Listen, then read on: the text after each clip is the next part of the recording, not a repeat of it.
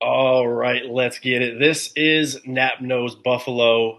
I am once again without my normal co-host Casey. He is off taking care of his new fatherly duties, as I explained on last week's show. Once again, when he's back on, he will have plenty to say about all of his experiences over the last couple of weeks. And I'm sure we'll get plenty of stories as we move forward as well, because he's already given me a couple, and they will not disappoint. So we'll have that to look forward to whenever Casey's able to get back on the show.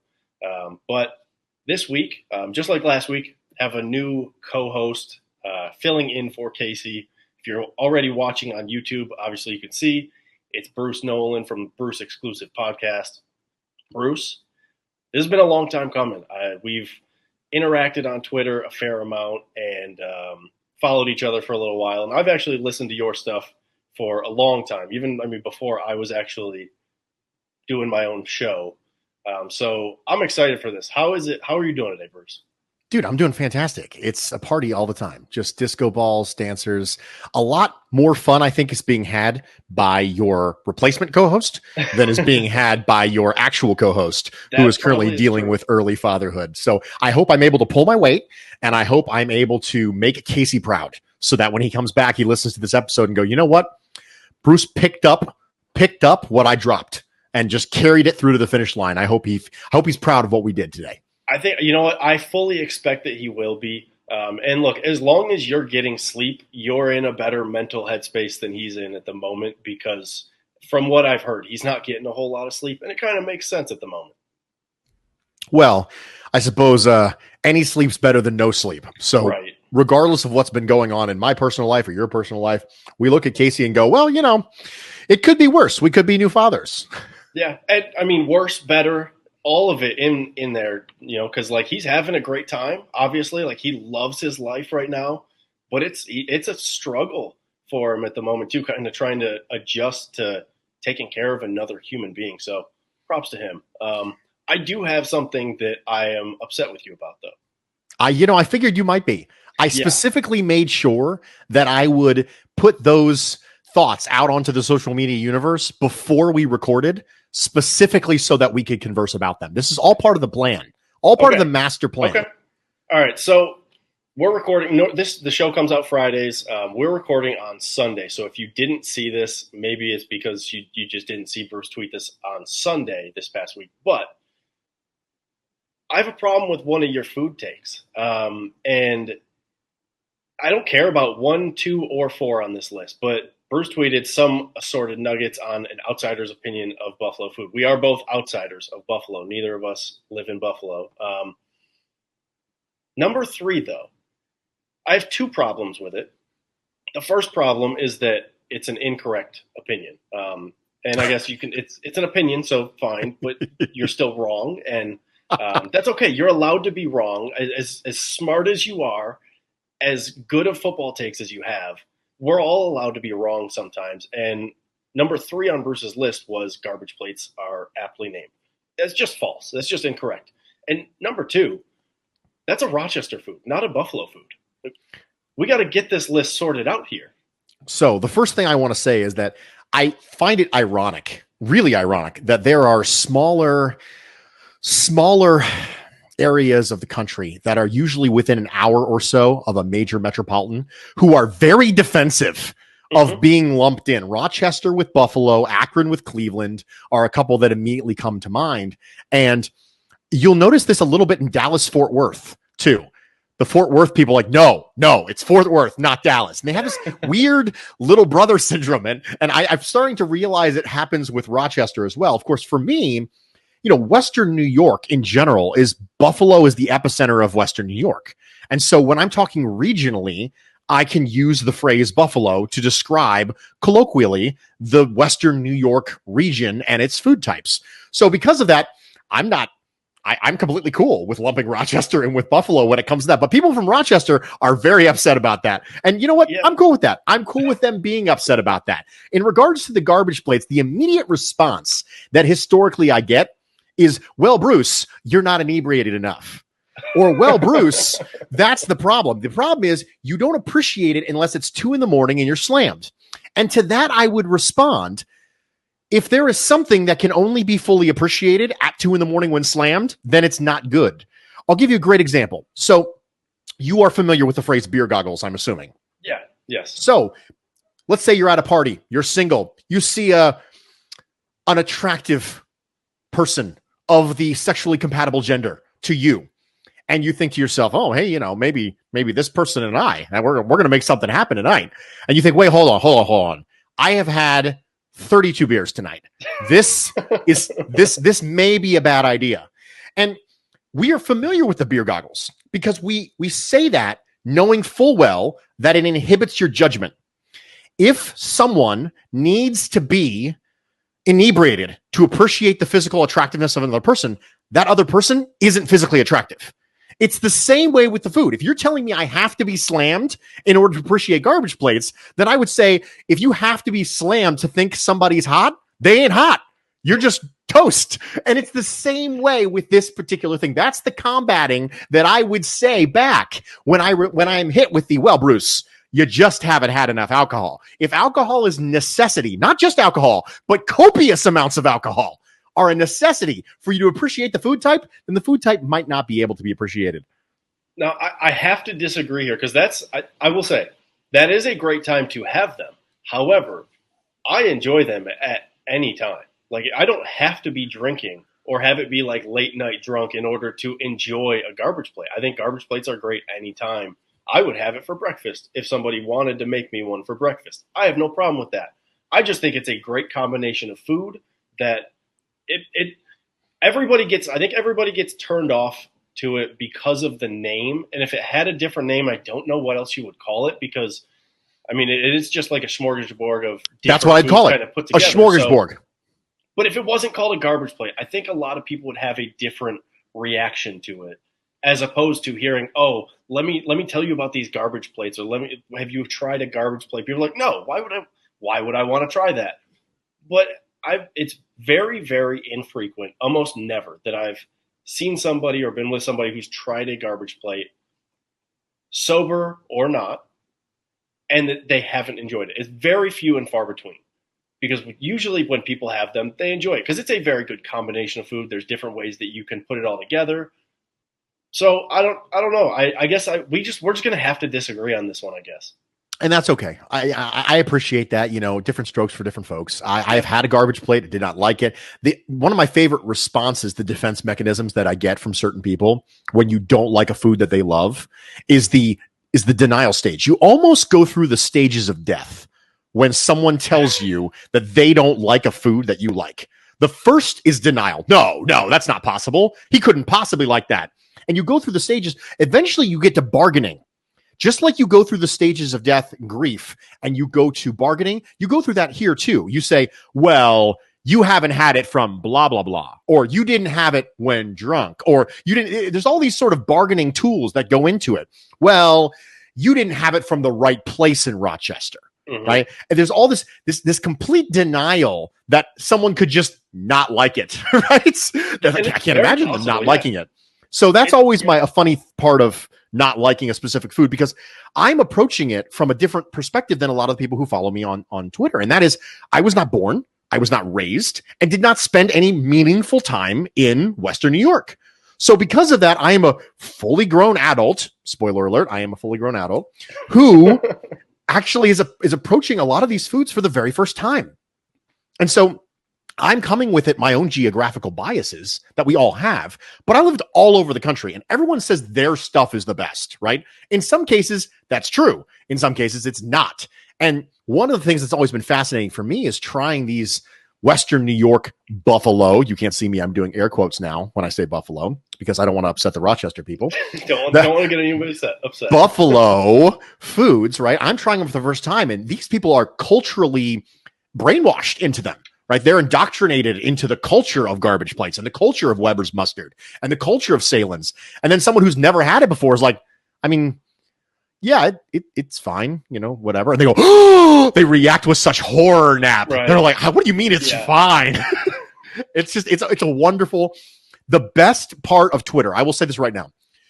As a guy who tweets sports takes and a guy who tweets all sorts of stupid takes all the time, the best Twitter is food Twitter. And I don't think it's close.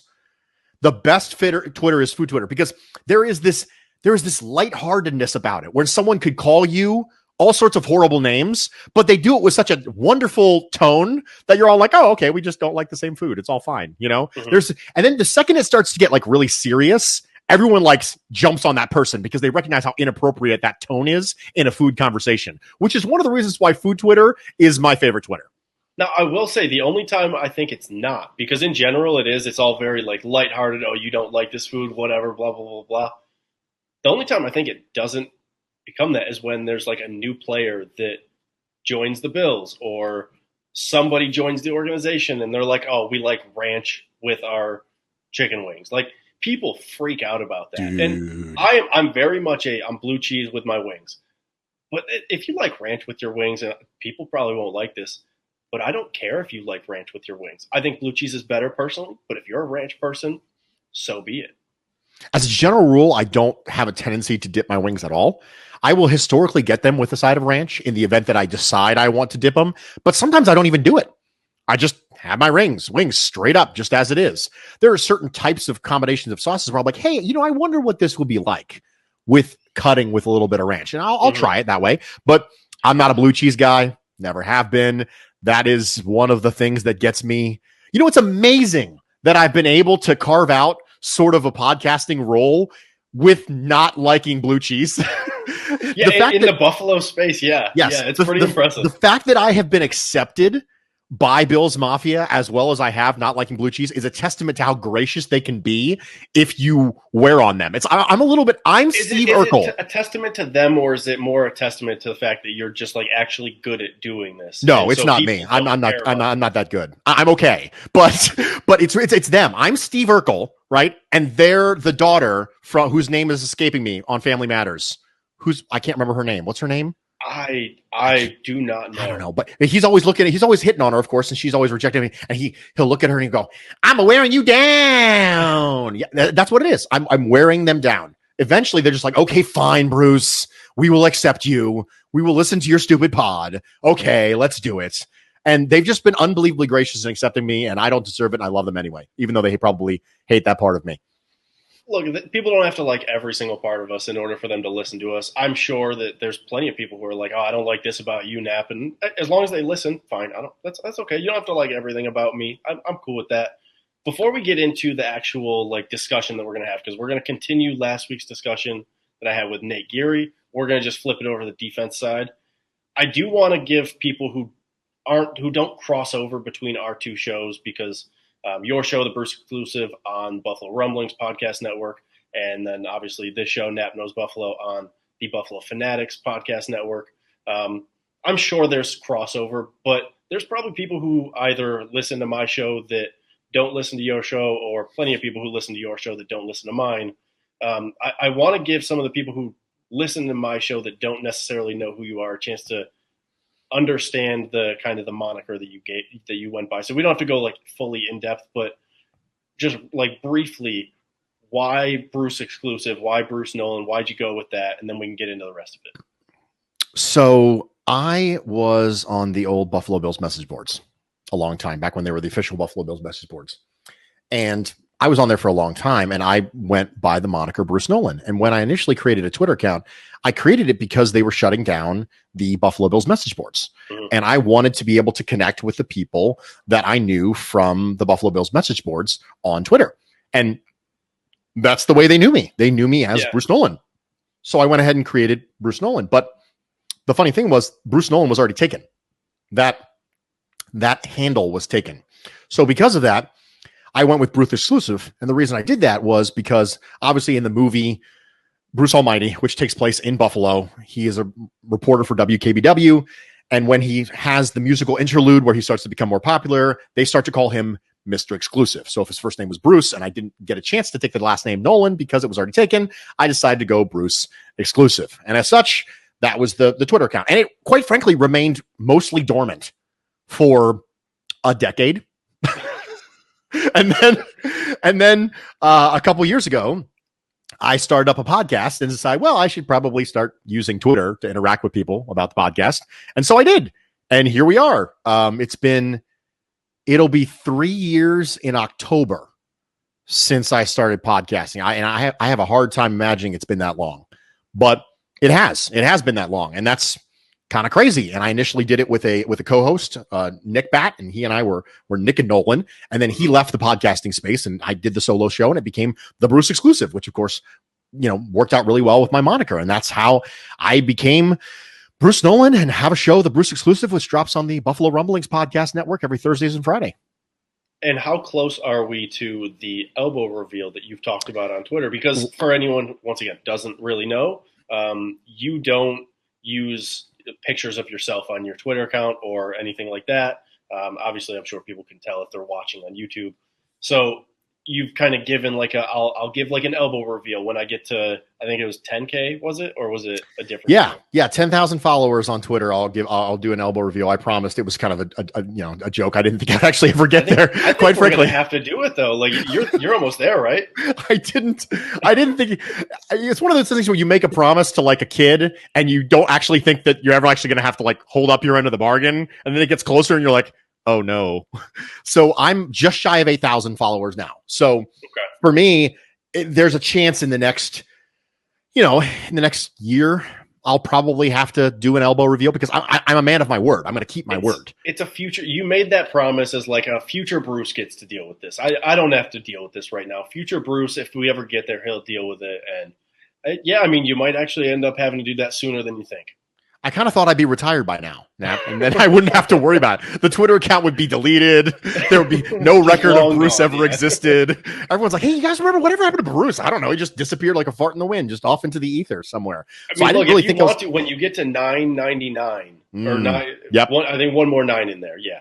But when you get there, I mean, you could control that still. If you really want to do that, like you could just disappear and never have to do the elbow reveal. I think you'd disappoint a lot of people, but that would be the greatest troll potentially ever. Just deleting the account at 9,999 followers. I mean, you'd have to really, once you get like close to it, you'd have to really start to watch it. But I think that would be you would probably have a great time with that. What a legend. I mean, come on. If you got to go out, I mean, let's go out like Thelma and Louise, right? Just drive the car directly over the cliff. Yeah, I think that would be awesome. That would be hilarious. But like I said, you'd probably anger a couple people, but if you enjoy it, if it's fun for you, who cares? You're just trying to get me to quit. You're trying to box out the other content creators, Nat. That's what you do. I see what you're doing, Nat. I thought we were friends, man. I thought this was going really well. All of a sudden, I see you're unmasked live on YouTube. You are unmasked. I see you for who you truly are. I thought I was going to be able to slip that one under the radar. Maybe you would catch it a little bit. Be like, yeah, it's a great plan. No, look, okay, I've been caught. Fine. No, I don't think anybody in the Buffalo podcast community, whether they're content creators or they listen, I don't think anybody actually wants you to do that. So please, don't do that because I suggested it. Let's actually get into the show though, because we are 18 minutes in at this point. Haven't actually touched on the topic. Like I said though, we're doing top 3 defensive players at each position group for the AFC East. So we're continuing last week's discussion. I think it's probably best if we go defensive line, then build out from there. And we'll do it very similar to how I did this with Nate last week. We'll each give our rankings, and then wherever we disagree, whether it's a player that's actually on the list that we don't think should be on the list or whatever, or just where we place them, we'll kind of talk that out. And I am very confident that you are going to have much more analytical reasons or just probably better thought out reasonings than me. Because as I mentioned beforehand, I'm not as off the cuff as my normal co-host, but I am definitely not anywhere near as prepared as you seem to be for your show. So this could be very interesting. Well, as prepared as I'm shockingly deferential. People think that somehow because I have strong opinions, therefore I want to argue. And the truth of the matter is that not really. I have strong opinions. And so we might end up with a scenario where you have somebody at 1 and I don't have them on the list. And I'll just go, all right, cool, whatever. let's just do that. That happened last week. I had Devin Singletary on my list and Nate was like, no, that's a non-starter for me. I'm not putting him on the list. And I was like, oh, okay, fine. We don't have to put him on the list. I don't feel that strongly about it. That's okay. But then there was the other one that like the whole Tua thing just got crazy last week too. Oh, that did. Hey, yeah. You know what? You were the epicenter. This show was the epicenter for like an entire day of Buffalo Bills Twitter. I mean, how cool is that, man? Yeah, no, I loved it. It was awesome. And not to mention, like, I was the one who kind of threw that take out at the beginning, but the clip that got put out and the quote graphic that got put out, it was Nate. So, like, I didn't catch any flack for it. It was all on Nate. So you just basically just tossed a grenade into social media and then just ran away. Yeah, just smoke bomb. Poof. Ha! I'm gone. That's pretty much, that's what I do. That's my show. That's the premise of this show pretty much, is that I'm like, when Casey's here, I can get Casey to say something and then I'll throw it out there. Or just say, so you're Nap the Dastardly is what you are. You're Nap the Dastardly. Grow that mustache out and then put a little wax on the end of it, dude, and then curl it. You could be Nap the Dastardly. Dastardly Nap. That's what I'm talking about. I don't know if the mustache can be grown out again. I did that last season, and it just, the people who are close to me, they did not like it. Well, you know what? My current fiance was not a fan of it. You know what? Happy wife, happy life, happy spouse, happy house, all that stuff like that. I understand that when you say, I want it long, she says, I want it short, and then you compromise and do it short. I completely understand that. Yeah, and I like the idea of, like, let me grow out the mustache again if the Bills keep a winning streak. But if she's like, no, you can't do that. That was terrible. I don't really want to be seen out in public with somebody who has, like, half of a mustache, but that half of a mustache is really thick. So, I'll compromise and I'll just not do it then. I guess that's where I'm at, and it's okay. So she's missing out on the half stash, dude. She's just missing out, and that's fine. It's okay. Like, look, you know what? She's missing out on being a Bills fan too because she's a Steelers fan. So there's a couple of things that we still got to work through, you know? You know what? All the Bills Mafia who hates me for my food takes or something like that, at least my wife is a Bills fan, okay? Nap's over here engaged to a Steelers fan, okay? So now I'm going to be Dastardly. I'm going to toss a grenade in. That's it. I'm done. I'm muting myself. I'm out. You guys can just all make fun of Nap for being engaged to a Steelers fan now. I'm working on it. Maybe someday I'll be able to convert her. But for the time being, it is what it is. The Bills have beat the Steelers, so I get bragging rights. So I'm cool with that too. So defensive line. We'll start with defensive end because we're going to do defensive end, defensive tackle, linebacker, corner, and safety. Let's start with defensive end first, or do you want to start with defensive tackle? Let's start with defensive end. Why not? Okay. All right. So I think defensive end, honestly, I think it could be interesting depending on how you would determine someone as a defensive end, because there's people who are listed as linebackers, but they're more of a pass rusher. So it depends on the kind of scheme. And there was no real, like, they have to fit into X, Y, and Z for them to make this list. So it'll be interesting to see how we do this. My three were Matt Judon, Carl Lawson, and Jerry Hughes. That's who I had in that order, partially because of recent, like, actual statistical production, but also, like, it's very difficult for me to leave Jerry Hughes off this list despite his lack of statistical production, because he still makes things happen. Like, he still kind of is a disruptor. So I had to put him on there. And then Judon and Lawson, like, I don't think there's a lot of other, like, really high end defensive end talent in the division that would be able to go against what they've done recently over the last year, 2 years, whatever you want to do for each person. So I think they had to be on the list for me, but I'm interested to see where you go with this. So I interpreted this the same way that you did, which was, I interpreted when you said defensive end, I interpreted that as edge rushers. Mm-hmm. So if they're listed as a linebacker, but they're in a 3-4 system or something like that, then I'm going to interpret that as a defensive end. And I had the exact same three as you in a slightly different order. I had Judon, Hughes, and Lawson. Here is the reason why I had Hughes and Lawson flipped. For me, if you look at Carl Lawson and you think back to the many discussions that we have all long since forgot pre-free agency about Carl Lawson, there was a lot of discussion about pressures around Carl Lawson because he has historically not been a 10-sack-a-year guy. So what you were looking at with Carl Lawson is you were looking at a high pressure, fairly mediocre, minimal sack guy. Minimal is probably not the right term. A reasonable sack guy instead of an elite sack guy, but a guy who got lots of pressures. Now, stylistically, he gets them very differently than Jerry Hughes does. Carl Lawson is a very powerful rusher. He's got a great bull rush move, got a good strong arm. Like that, the long arm moves, the inside moves. Jerry Hughes still has the agility to be able to turn the corner. Like, he's still doing that. And so stylistically, they're very different. But as far as productivity goes, they're fairly similar.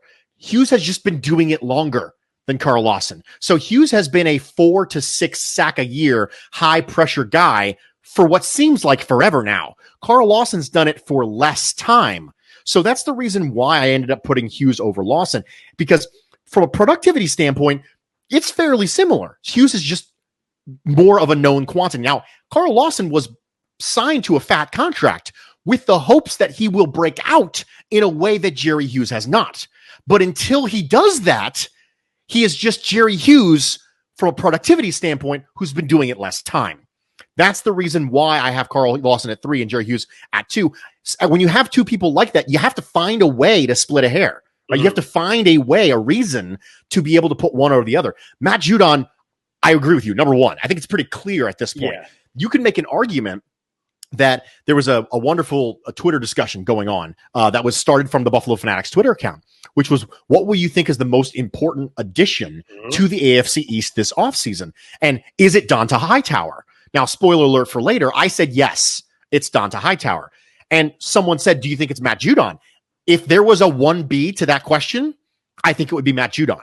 I think two of the most important additions to an active AFC East roster in 2021 that wasn't the case in 2020 are Donta Hightower and Matt Judon. So I think this is shockingly going off to a wonderful start when it comes to this, because I think there's a lot of different ways you could have gone with this. But to me, Judon, Hughes, Lawson, clearly top 3. If you want to split hairs, I'm going to put Hughes over Lawson. If you wanted to put Lawson over Hughes based on upside, based on the potential of something he could become something better than Jerry Hughes, I would accept that too.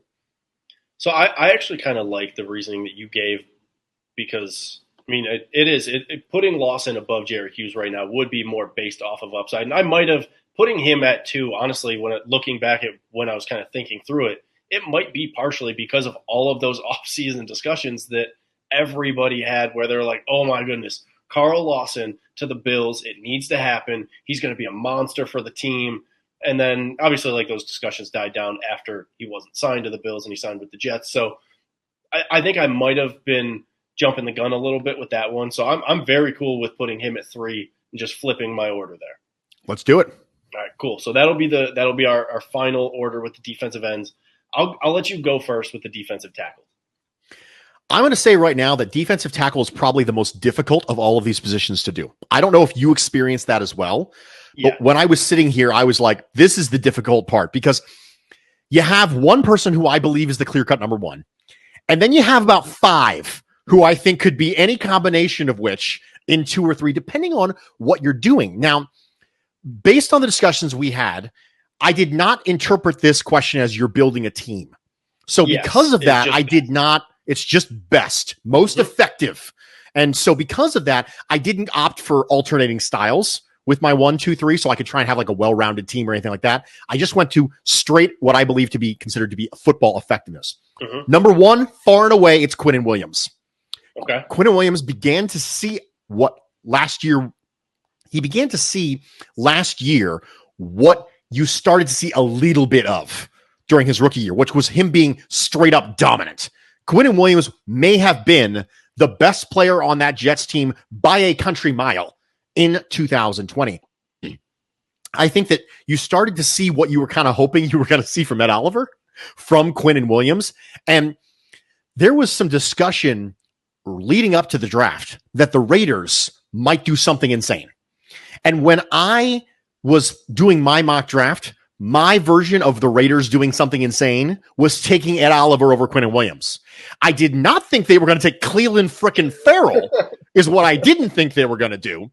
I said on Twitter immediately afterwards, I said, listen, I had them doing something crazy, did not have them doing something that crazy. I don't think anybody had them doing something that crazy at the time. But then again, I mean, looking over the course of the last couple of years, like they're just going to pull a rabbit out of the hat in the first round at this point. Yeah. At this point, you should just expect them to just draft someone who everyone believes is a reach wherever they pick in the first round, and you should mock that to them. Every year, I think, no, this is going to be the year that they, reach for value, and they don't, they let the board fall to them, and they don't, reach for need, and then nope. That's not the case. They're going to continue to do it. And they have not drafted well over the last couple of years, mostly for that reason. So for me, Quinnen Williams, far and away, number one. Then you start to get a little funny. I went with Lawrence Guy at 2. I think that he's massively underappreciated. And one of the things that you don't understand about the Patriots defense, as opposed to what you're used to seeing from the Bills defense, is how much they need the inside of their defense, right? The inside of their defense in odd fronts and their interior linebackers to be able to stack and shed. That is something that if you cannot do that for the New England defense, you can't play for them, because this is not a penetrating one gap, get upfield sort of defense in all layers of the defense. That's not the way it is. You need to have your Richard Seymours. You need to have your Brandon Spikeses. You need to have your Teddy Bruschi's. You need to have your Donta Hightowers. You need to have your Mike Vrabels. You need to have these players who can fit and be smart and be able to read gaps and be able to fire their hands off into the chest of an offensive lineman and then be able to quickly disengage either right or left to be able to make that happen. So Lawrence Guy for me is that player at number 2. At number 3, probably I think I might get some hate for this. I think there's going to be some hate.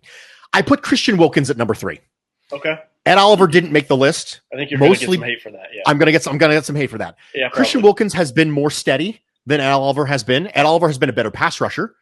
Christian Wilkins has been more versatile, and he's been a really good part of that Miami Dolphins defense. I think that Christian Wilkins coming out, and it has proven to be a lesser ceiling player than Ed Oliver, because he's not the athlete that Ed Oliver is. So he's never going to have that upside as a pass rusher the way that Ed Oliver has. And Ed Oliver has flashed that upside as a pass rusher, which would make him better than Christian Wilkins.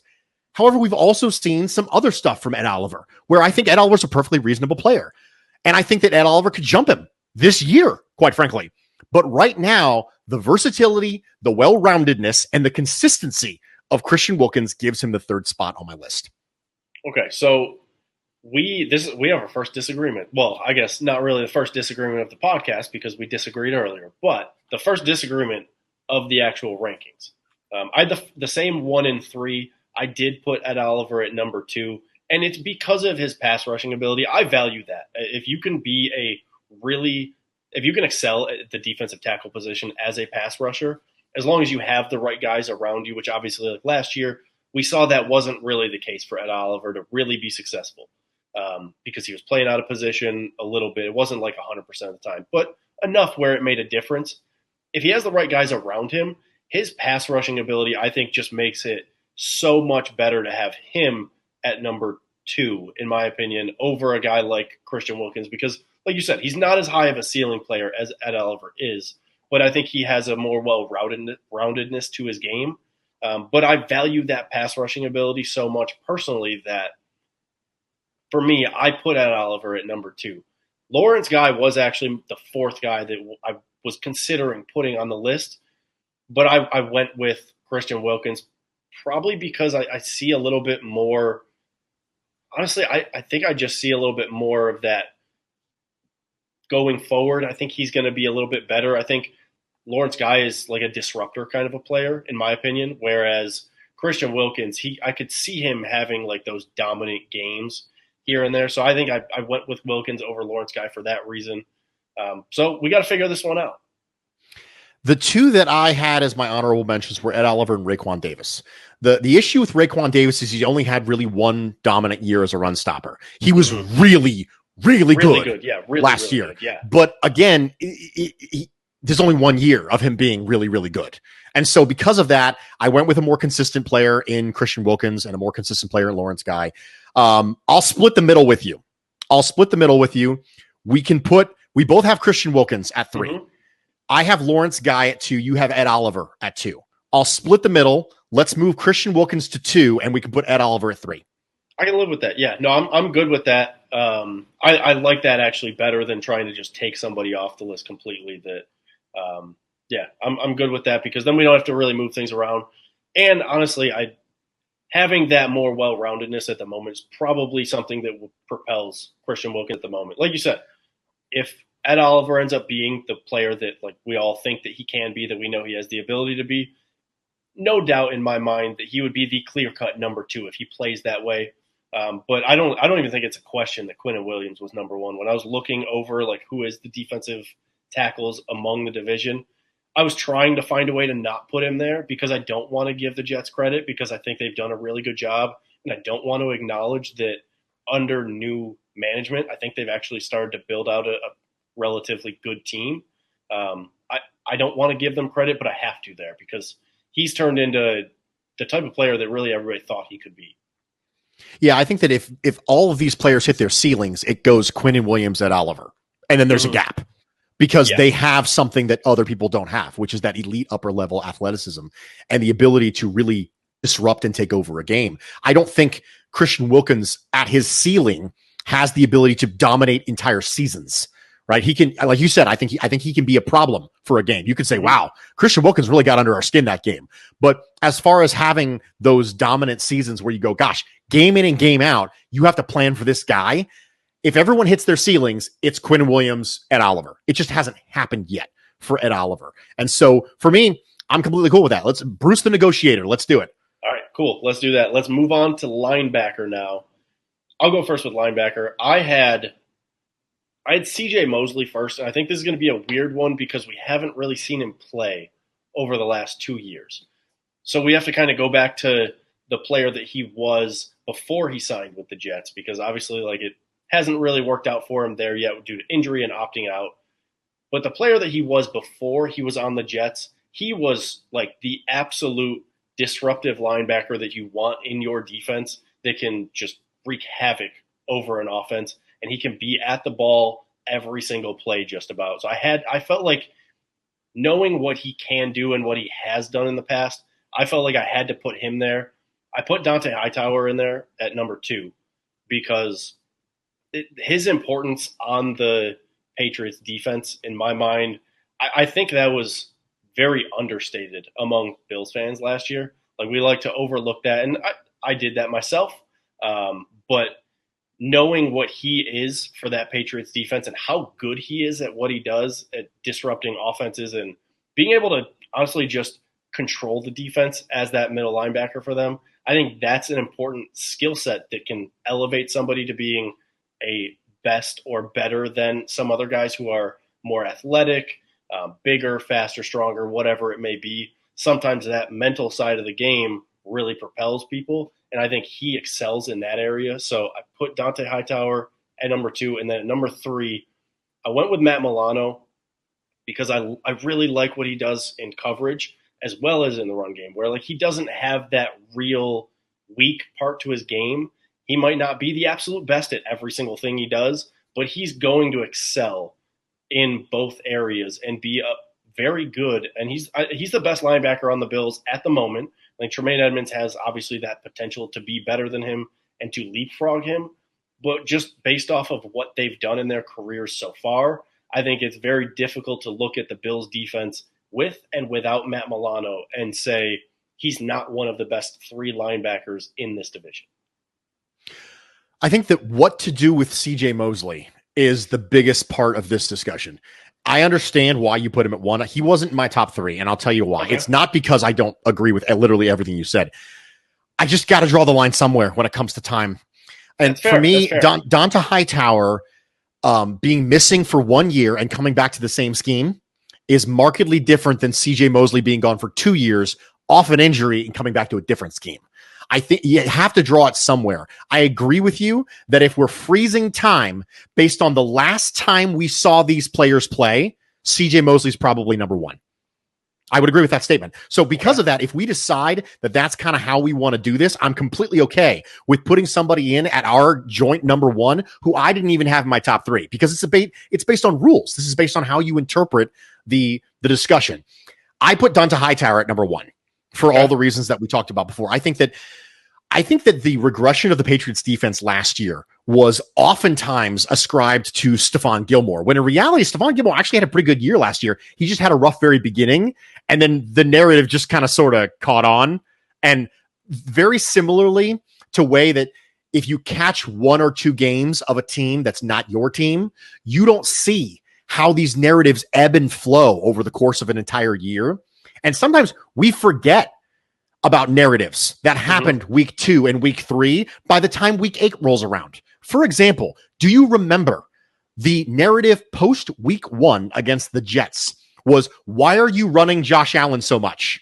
That was a huge narrative. Do you remember this? It was, yeah. I mean, I was one of the people who was pushing it. Yeah. Yeah. And then by the time week 5 rolled around, we completely forgot about it because it was a 1 week thing that Brian Daboll did against a very stout New York Jets run defense. And Josh Allen ended up rushing less for less yards over the course of that year than any other year he had been in the league. But these narratives take shape on Sunday afternoons and they start to kind of ebb and flow. And then I'll talk about them on the Bruce exclusive on Thursday. And then by the time Sunday rolls around, there's a brand new set of narratives. And so I feel like Stephon Gilmore was a little bit of a victim of that this year in 2020.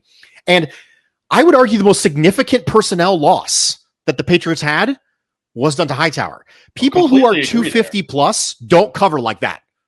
People who are 250 plus are supposed to be out of this league.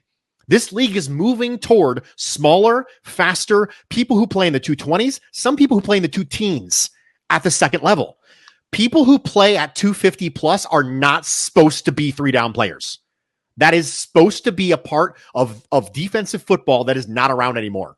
But yet here he keeps on going over and over and over again in that defense. And to me, it's just fascinating that somebody that size who can get you 4 to 6 sacks a year, mind you, as an interior linebacker and also hold his own in coverage still has the ability to do that. For me, Dante Hightower takes number 1. Number 2 for me was Matt Milano. Real quick. I'm fine with just bumping him up to number 1, and then we can kind of work through everything with CJ Mosley after that. So I'm right off the bat, I'm okay with just bumping him up.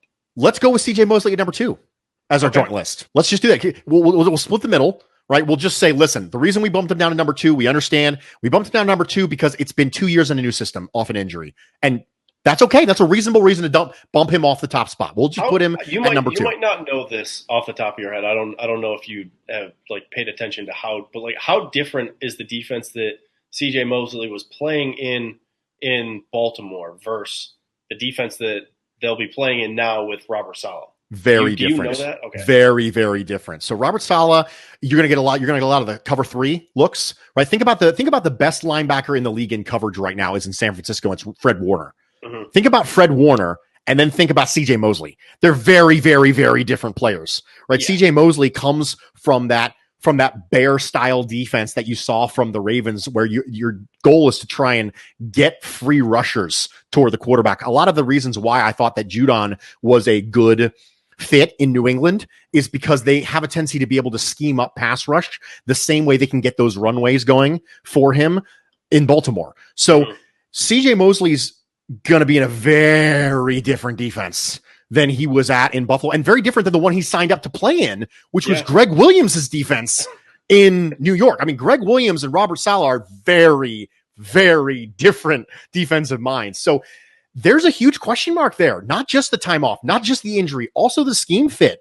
There is which just, of course, makes the albatross contract that the New York Jets gave CJ Mosley even more embarrassing, because they obliterated the off-ball linebacker market by multiple millions of dollars, and it's structured in some way they can't get the heck out of it. So it's just they did 2 contracts that were not great that offseason. It was the Le'Veon Bell contract. There was terrible contracts. I mean, they're awful contracts. Real bad. So, it's projection for us. It's say, okay, well, now we know he was this good before. He might recapture that. I'm okay bumping him down to 2. My number 2 is Matt Milano.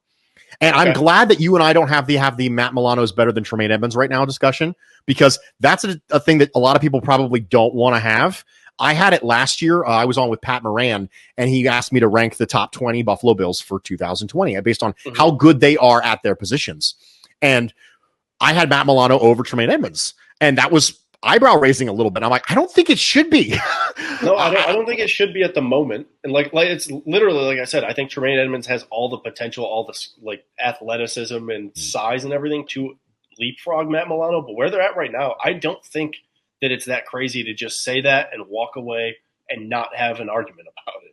Well, that's what I'm going to do. I'm going to say it, and I'm going to walk away, and then we're not going to have an argument about it. My number 3 was Jerome Baker from the Miami Dolphins. One of the most underrated linebackers in the league. I think that he got the quietest 7 sacks you have ever seen from anybody. And I think that that Flores defense, you got to understand the Flores defense in Miami is obviously very similar to the Belichick defense in New England because that's where they came from. And so being able to recreate that is very difficult. Patricia didn't manage to do it. Mangini didn't manage to do it. Romeo Crennel didn't manage to do it. Flores did. Mm-hmm. Flores is one of the only people who branched off from the Belichick tree who managed to successfully replicate even one part of the Patriots' success, which was their defensive scheme. So the fact that Flores has been able to do that and find a player like Jerome Baker to be able to do it, to me, he's just signed a contract for more than Matt Milano.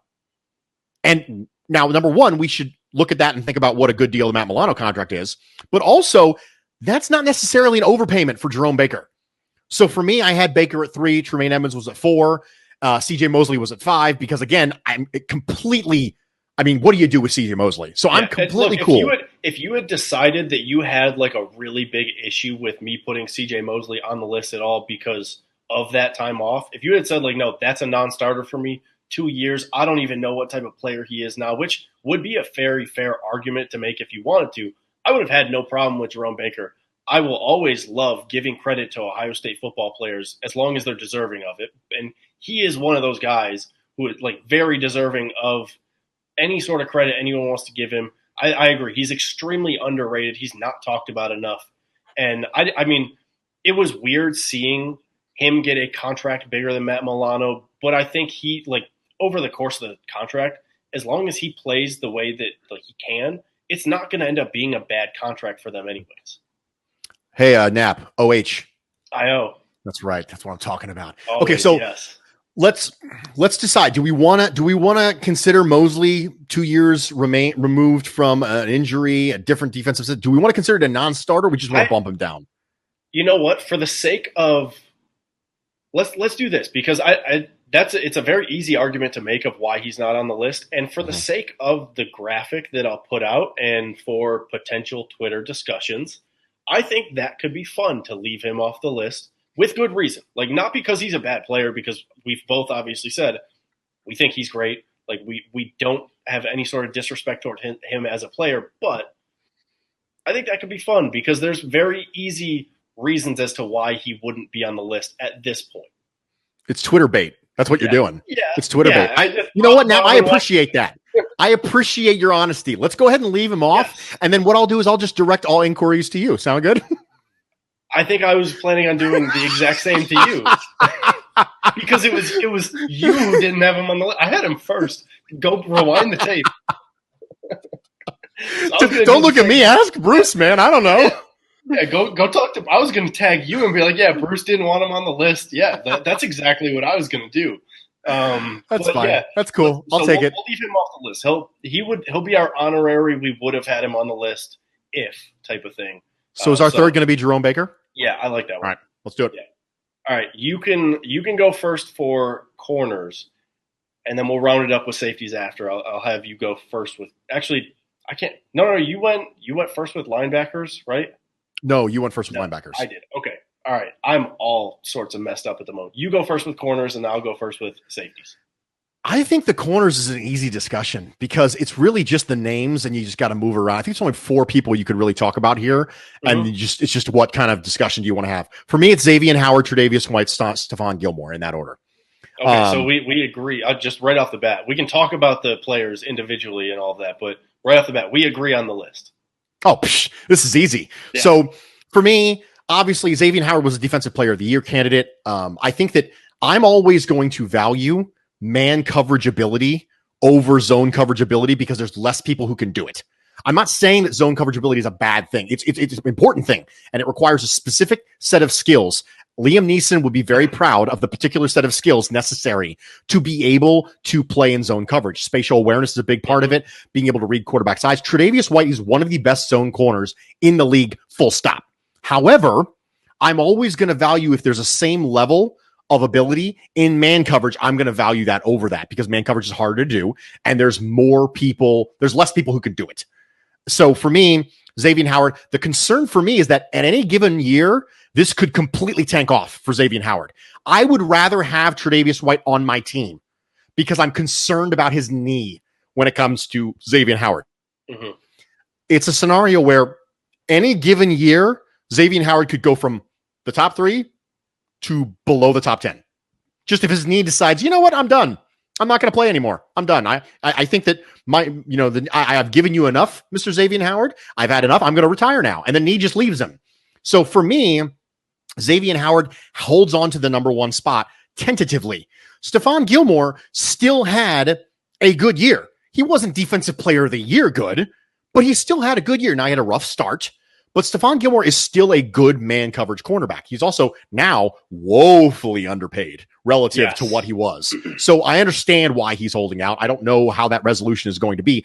Fact of the matter is, by the time this podcast drops, there's a chance he might not be in the AFC East anymore.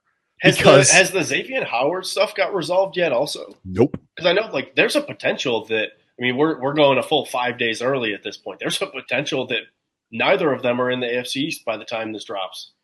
And you know what? The fact that we just covered our butts by saying that means that we're completely cool saying whatever we want to now, because we have successfully predicted the future and we're fine. And by the way, we don't get to be held responsible for any of these takes not happening. Right. So I'm good with it. So Tre'Davious White is at number 2. And like I said, I think that if you were to build a zone coverage corner and all the traits therein, you would come back with Tre'Davious White. Some of his best plays of the year came in cover 3 and quarters, specifically against Justin Herbert in the Chargers and Russell Wilson in the Seahawks, both of which he was in either cover 3 or quarters.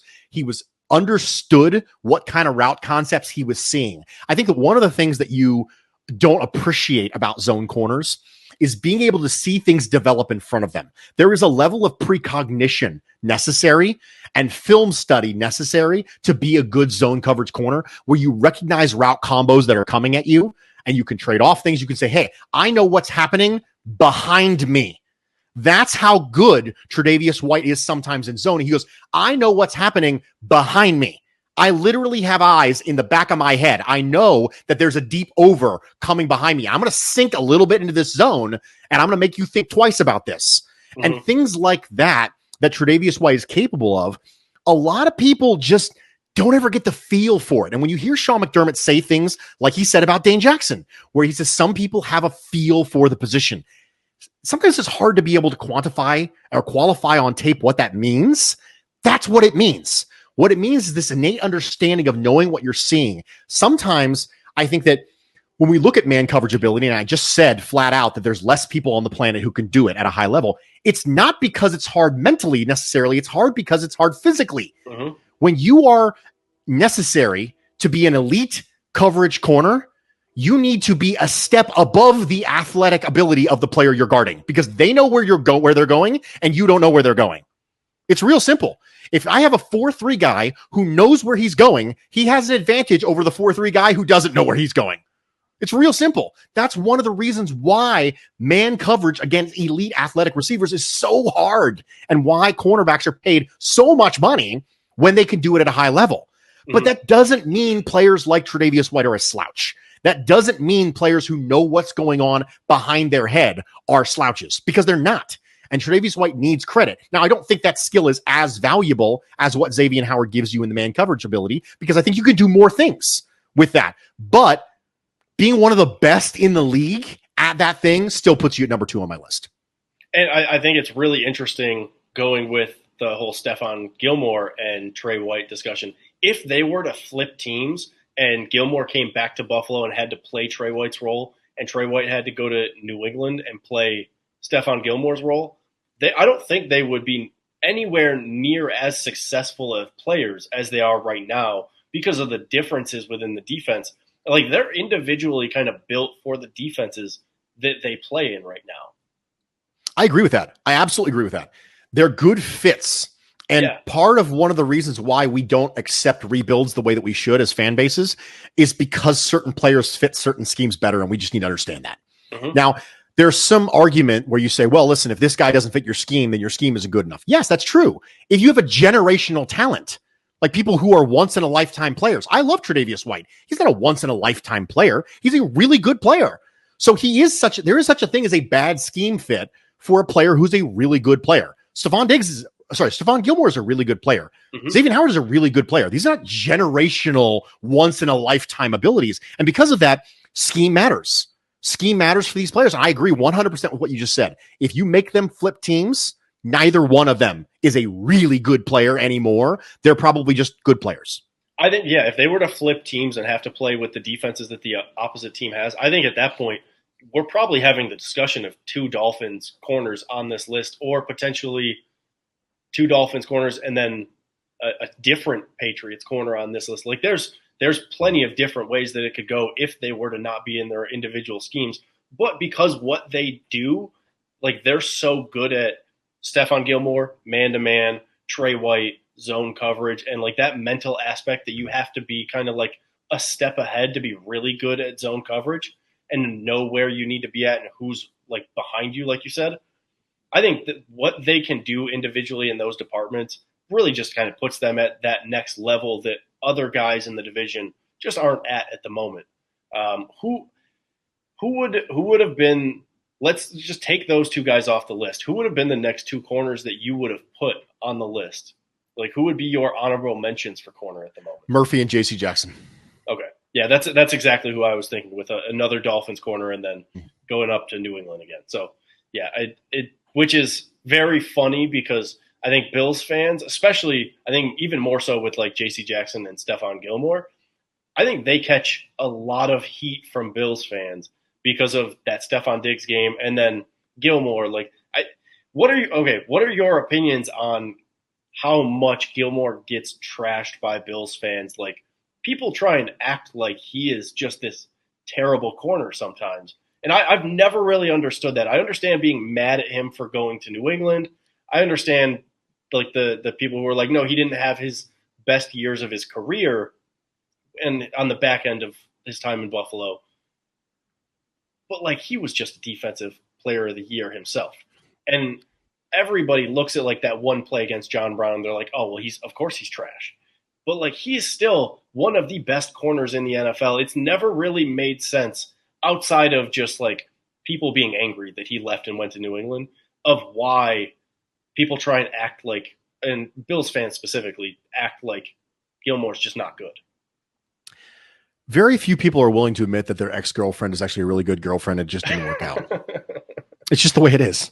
It's That's not a good way to put it. It's just a scorning issue. That's all it is. Very few people are willing to say, you know what? She's a great girlfriend. She just it didn't work out with us, but she's a great girlfriend. I wish her the best. I think she's going to be great. I understand that there's probably going to be, a little bit of heat coming back. I think that a lot of people got upset when Gilmore left and said, hey, I'm going to be able to be on national television, right? That's what he said. And they were really upset about that.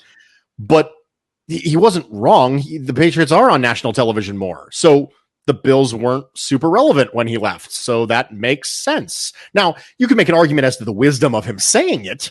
But if you said, if your ex-girlfriend broke up with you and was interviewed by a local news station and said, hi, Sarah, it's nice to talk to you. Can you tell us about your experience with Knapp? What did you think about him? Oh, well, Knapp I had a great time dating Knapp. It was really good. Just trying to keep my head down, being out here in the market. It's a jungle out there. It's been a while. I'm really excited to get to date some new guys. Maybe get with somebody who's a little taller. Everything will be great. And like that's literally what Gilmore did. How did you know that my ex-girlfriend's name was Sarah and that she just wanted to get with somebody taller? Dude, I told you I'm very prepared. Very prepared. Well, I hope that wouldn't actually have been prep because that would have been. I don't think I've ever dated anyone named Sarah, so that would have been but that would have been hilarious if you actually hit that spot on. If I was like 5'5" or whatever, I was like extra short, and I dated somebody named Sarah, and she broke up with me because she wanted to date somebody taller. That would have been just pure comedy gold. The greatest moment in Bill's podcasting history. I kind of wish I was.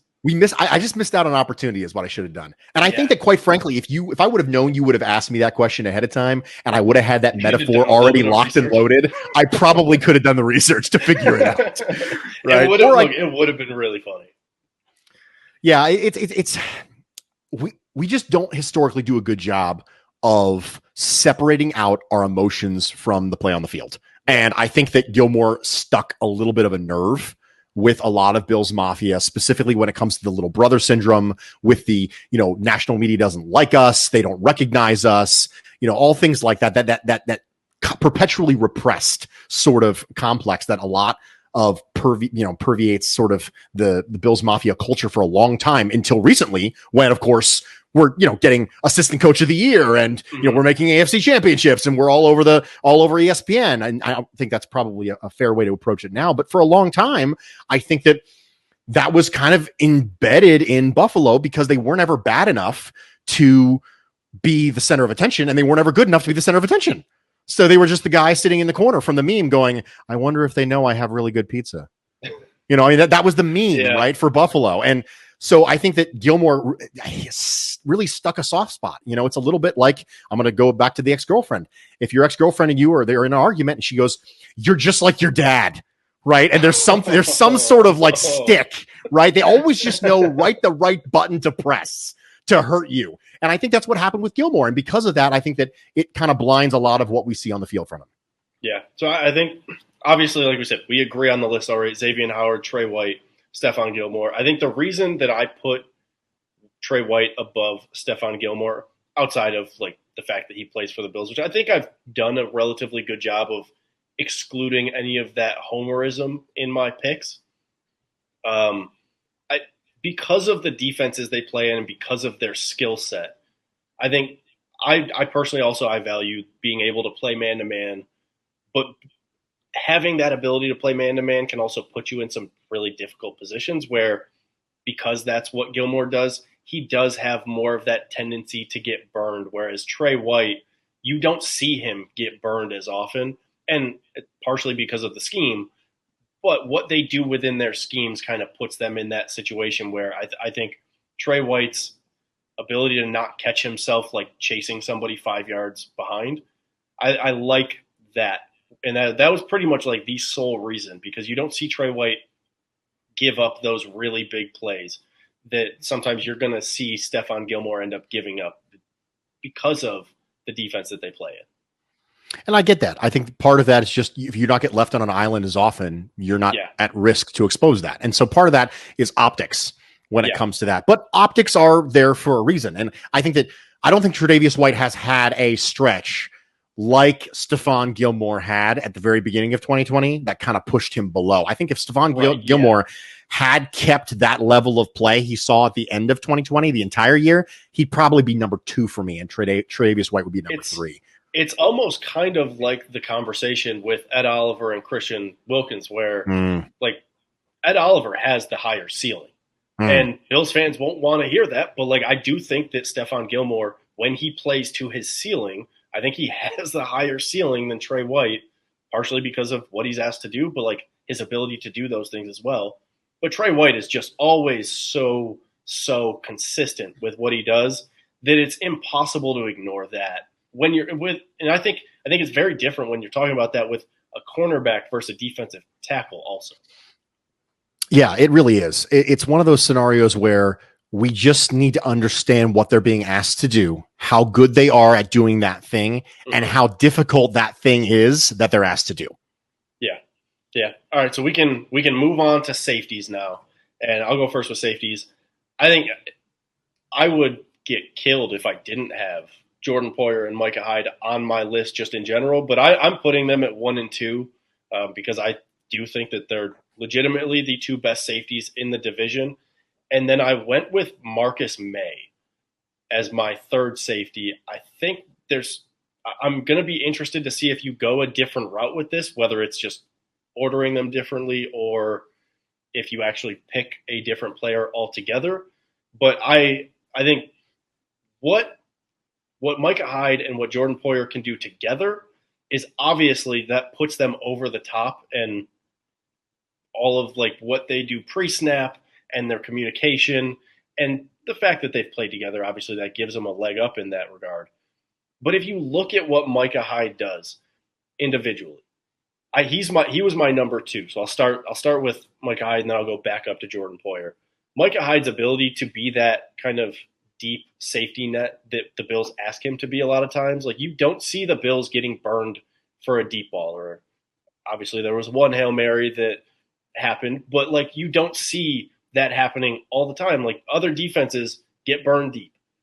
Teams don't like to throw deep balls against the Bills because Micah Hyde is so good at being that deep safety and kind of taking that away from other teams that it forces other teams to just try and go for those higher completion percentage dink and dunk throws because that deep ball is not there.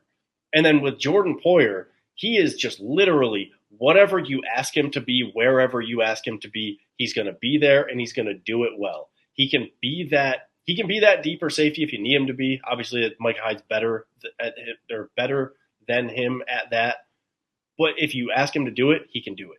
If you ask him to be that safety in the box, that run stuffing safety, that's where he excels. He's going to get forced fumbles. He's going to get fumble recoveries. He's going to get interceptions. He is the closest thing I think that the Bills have to a ball hawk. I know Trey White gets more interceptions, but it seems like Jordan Poyer is that guy on the defense that if the ball is up for grabs, he's probably going to be somewhere on your TV screen near the ball when you're watching the game from home.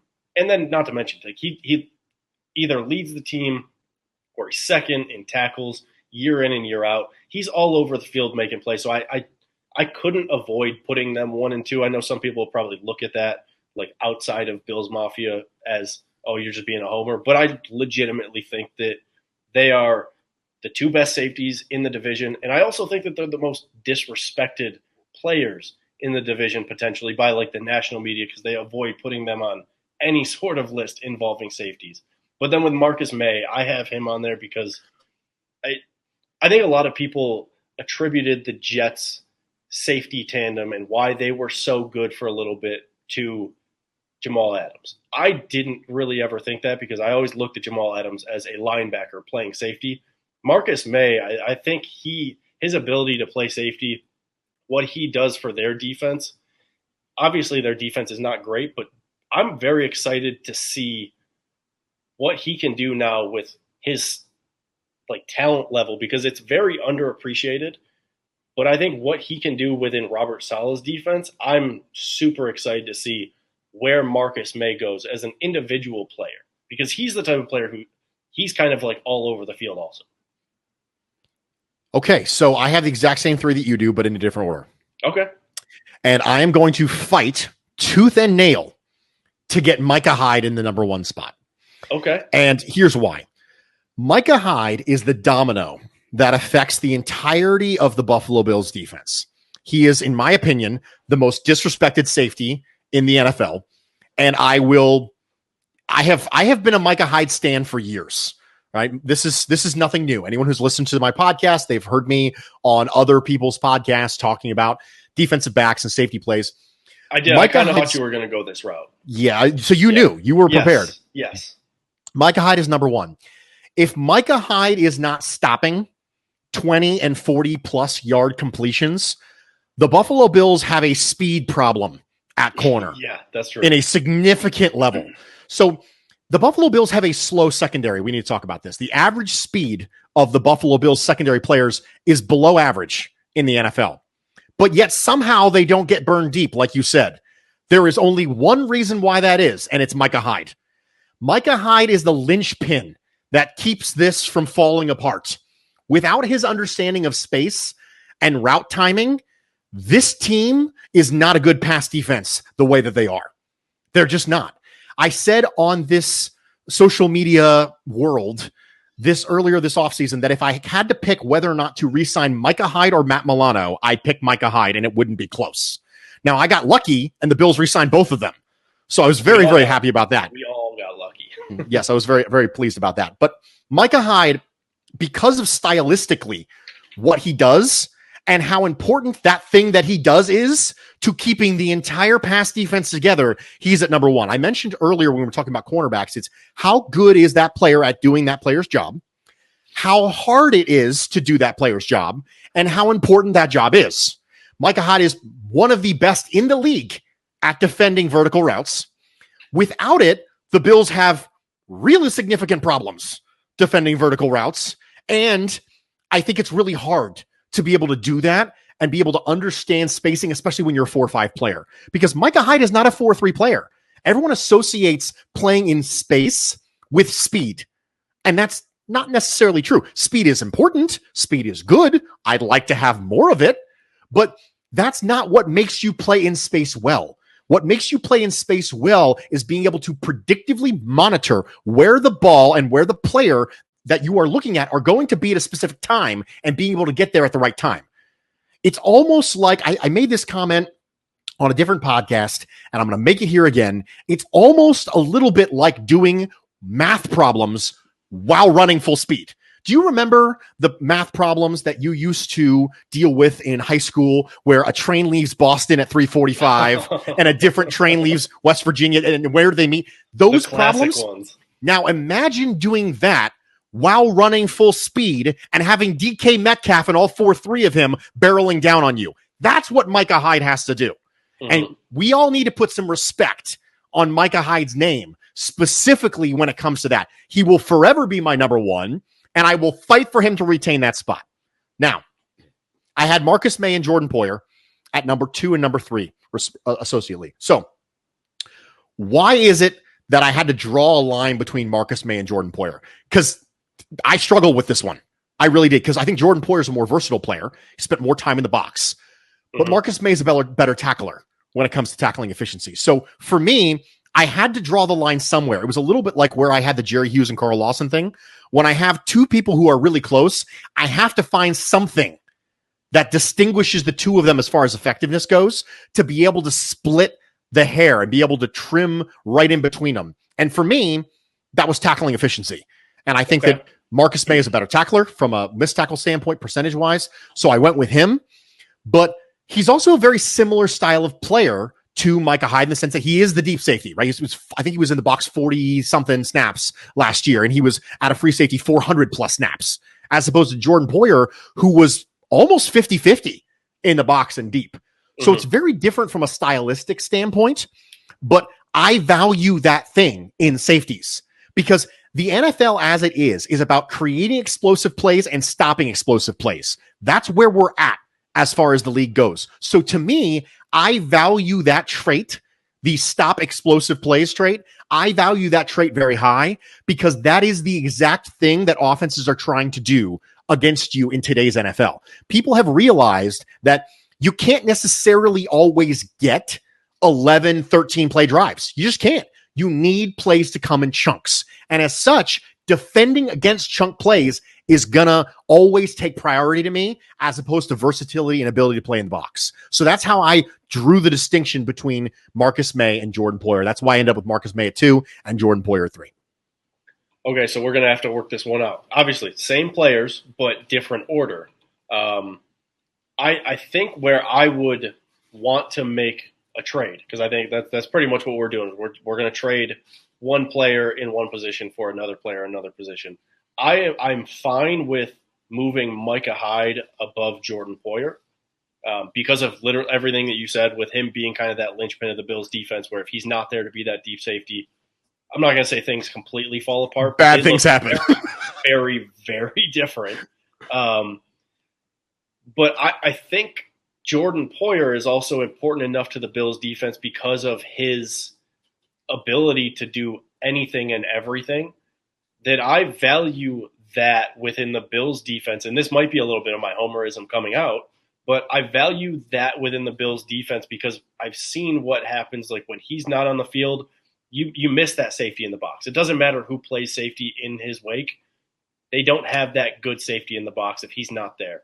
They don't have that guy who can communicate with Micah Hyde. Like their skills and abilities, as much as they are good individually together, I think Micah Hyde's value drops if Jordan Poyer's not on the field also. So because of what Jordan Poyer can do in elevating his teammates' play with where he is on the field, how he plays, his pre-snap communication, all of that, I would want to still put him above Marcus May, while not trying to devalue Marcus May at all, because I don't think it's really any discussion that he should be on this list. I just personally value the ability of Jordan Poyer to do anything and everything a little bit more than Marcus May being that deep safety for the Jets. And like I said, probably a little bit of my homerism coming in there, but I really like what Jordan Poyer does for the Bills defense. So I accept your trade. Okay, so we'll go Hyde, Poyer, May. Yes, we can do that. Hyde, Poyer, Marcus May. Done. Is there anyone else that you considered for safeties when you were kind of putting this together? Not really. Okay. It's the three of them, and then a fairly significant drop off to me. I think that you can make a McCourty argument, but I think McCourty is clearly a tier 2 player versus the other three who are tier 1 players. And I like McCourty. Talking 2 years ago, even with Jamal Adams in the Jets defense at that point, I personally, I would have probably talked about Jamal Adams as a linebacker when he was in the Jets defense, because that's more what I looked at him as. So I would have considered one of the McCourtys much more a couple years ago as opposed to now. And McCourty, very much like a Jordan Poyer player. Yes. McCourty is someone who is both in the box for 300 plus snaps every year and also deep for 500 to 600 snaps a year. So he's someone who can do a little bit of those things. And obviously Belichick values versatile players, so I wouldn't be shocked if he loved a player like Jordan Poyer, if Jordan Poyer was on his defense. I just think Jordan Poyer is Devin McCourty, who just does Devin McCourty things better. That's very fair. Yeah, so I think we got a good list there. I'll be very interested to see if there's anybody who really doesn't like one of the people that we put on the list, outside of obviously the one that's a little bit clickbaity, but that's okay. I'm honestly interested to see what people think about the defensive tackle position. I think that was the weirdest one for sure. I don't think very many people who comment, unless Patriots Twitter gets into it, I don't think very many people are going to have a real big issue with Lawrence Guy not being on the list.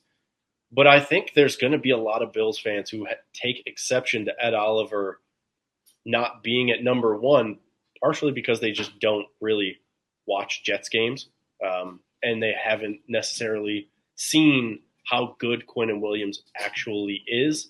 And there's probably going to be a lot of people who are like, oh, well, but what about that incident that happened before last season? And I'm sure there'll be some mentions of that. But I think I'm very interested. I think that's going to be one of the interesting talking points potentially outside of our clickbait. I'd agree with that. I knew going in the defensive tackle was going to be weird because in my opinion, it was Quinnen Williams and then take your pick. Yeah. It was Quinnen Williams, and then I had 4 or 5 that I was just sitting about. Honestly, I talked about Raekwon Davis, talked about Lawrence Guy, talked about Christian Wilkins, talked about Ed Oliver, and I was having a discussion. Okay, what do you value? Right? That's really what it is. What do you value? Because I don't think there is any argument that I would even accept that didn't have Quinnen Williams at number 1. Yeah, I'm not even going to entertain it. If you come in and you tell me Ed Oliver's number 1, I'm just going to go ahead and just go, okay, why?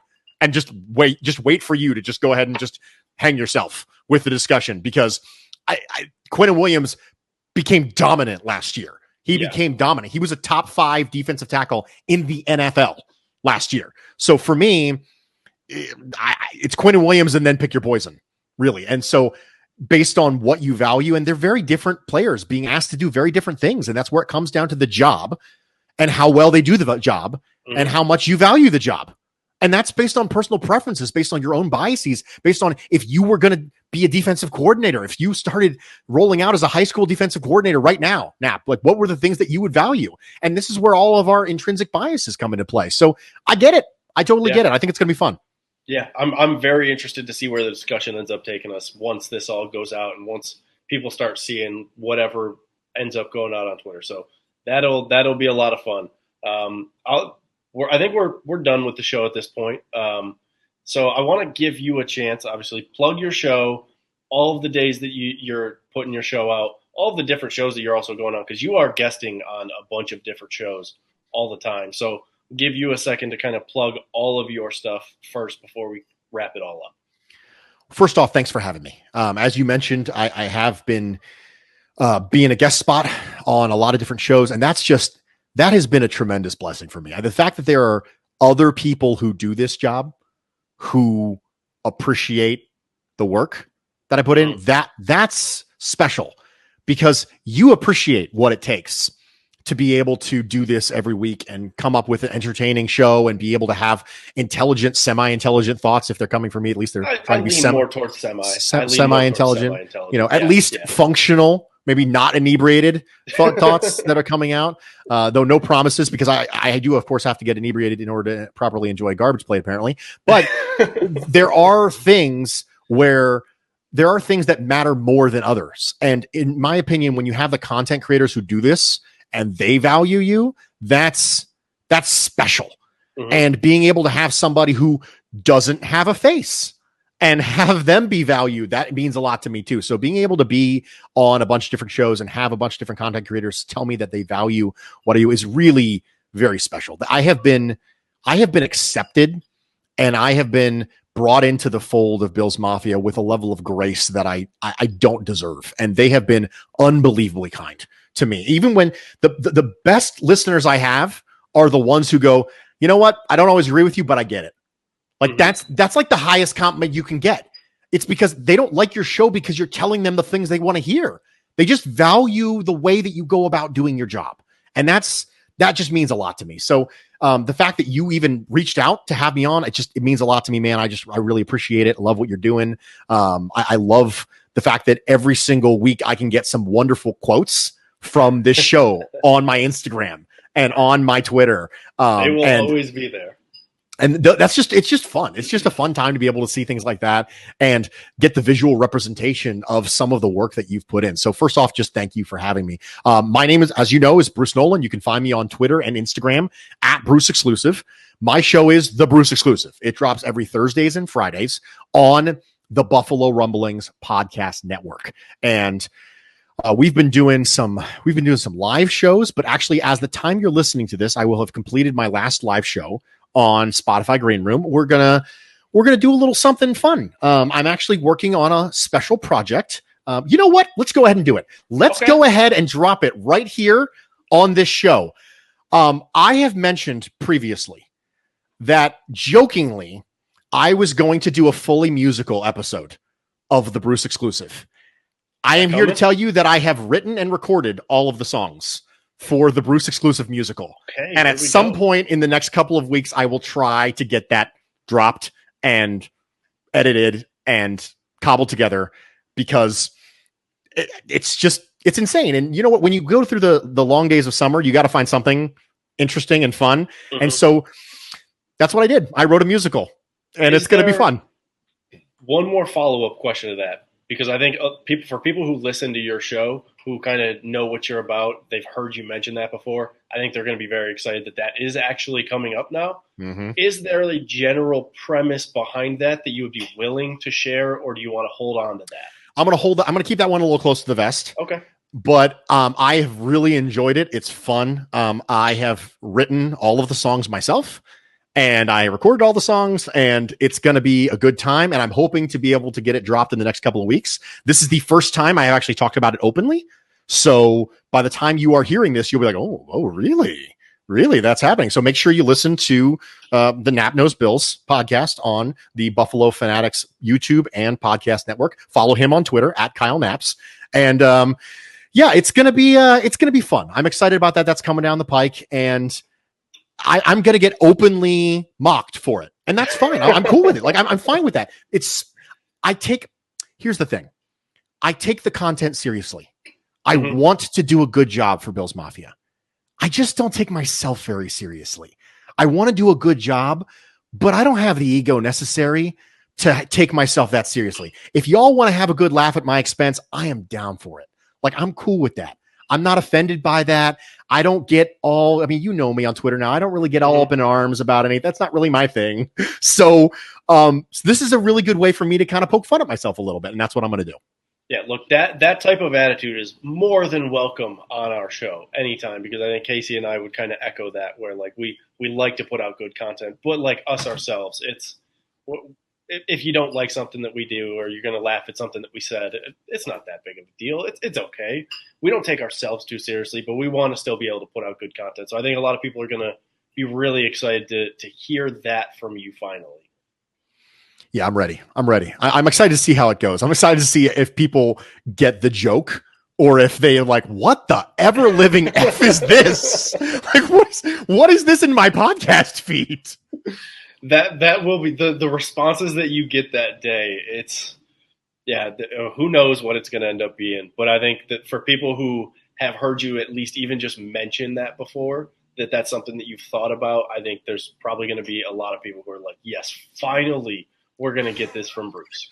I don't know anyone who's been looking forward to the Bruce exclusive musical, but you know what? I'm here for it. No, it's because of the entertainment value. It might not be because anyone's like, wow, I really want to hear all of Bruce's musical talents or lack thereof, because we don't know. But I think a lot of people, if you listen to a podcast consistently, part of it is that you like the takes that somebody has. Part of it is that you like the way they kind of talk through things and how they express themselves. But some of it is also just pure entertainment value. Who's going to keep me entertained? And that show right there, whether it ends up being an absolute dumpster fire of a disaster, I guarantee it will be entertaining for people. I hope so. It was entertaining for me. There were moments where I laughed out loud, like hysterically, writing out lyrics to some of these songs where I was crying and snorting, and there was like snot running down my face because I couldn't stop laughing because like, this is absurd. Like everything I'm doing here is absurd. I'm like, okay, let's just do it. Let's just be absurd. And you're going to have a ton of people who are finally going to get to hear just that absolute absurdity. So that's going to be great. All right, we like to be real original in how we close the show out, just the way nobody else in the Bills podcast community does it, and we'd like to end the show with a Go Bills. So real original. Okay. Literally nobody else will do that, right? Nobody. So let me get a Go Bills, Bruce, and then we'll close out that way. And I think this was great. I'm very excited to see the reactions from it. So, Bruce, let me get a Go Bills. Go Bills. Go Bills.